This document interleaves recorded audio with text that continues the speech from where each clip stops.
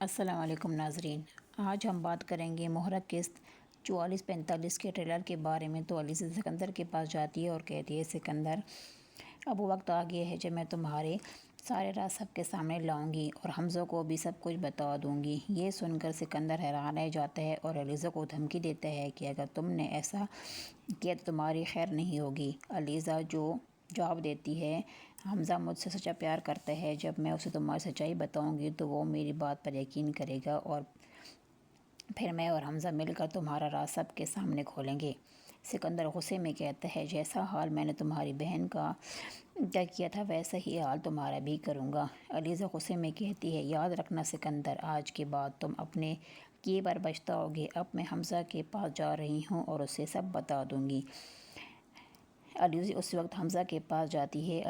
حمزہ پوچھتا ہے علیزہ تم کہاں تھی؟ علیزہ کہتی ہے میں سکندر کے پاس تھی۔ اور حمزہ میں تمہیں سکندر کے بارے میں ایسی بات بتانے والی ہوں جسے سن کر تم حیران رہ جاؤ گے، شاید اسے مارنے کا بھی سوچو۔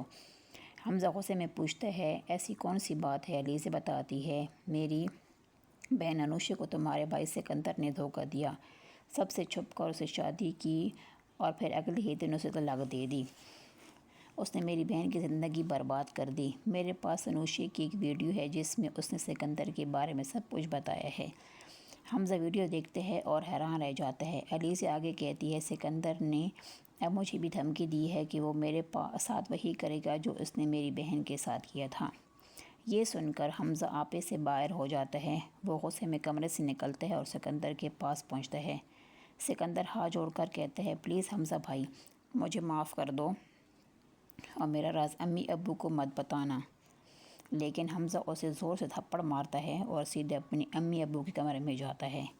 سکندر اپنی بیوی عریشہ کے ساتھ وہاں پہنچتا ہے۔ حمزہ اپنے امی ابو سے کہتا ہے سکندر نے علیزہ کی بہن انوشا کی زندگی برباد کر دی ہے، اس سے چھپ کر شادی کی اور جب انوشا پریگننٹ ہوئی تو اسے طلاق دے دی، اسی وجہ سے وہ میری شادی علیزہ سے نہیں ہونے دینا چاہتا تھا۔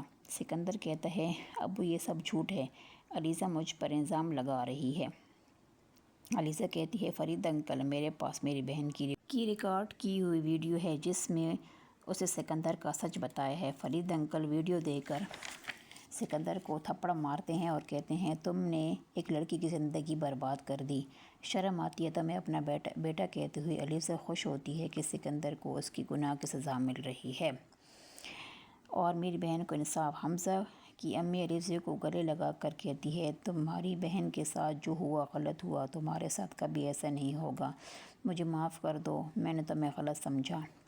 علیزہ کہتی ہے آنٹی آپ بہت اچھی ہیں۔ یہ سن کر عریشہ کہتی ہے میں سکندر کو چھوڑ دوں گی، میں اس کے ساتھ اب اور زندگی نہیں گزار سکتی۔ یہ سن کر سکندر کو شوق لگتا ہے اور عریشہ سکندر کو چھوڑ کر چلی جاتی ہے۔ سکندر صدمے سے زمین پر گر جاتا ہے۔ حمزہ اسے اسپتال لے کر جاتا ہے۔ ڈاکٹر چیک کر کے بولتا ہے سکندر کو سر پر چوٹ لگی ہے اور اس کی یادداشت چلی گئی ہے۔ حمزہ مایوس ہو جاتا ہے۔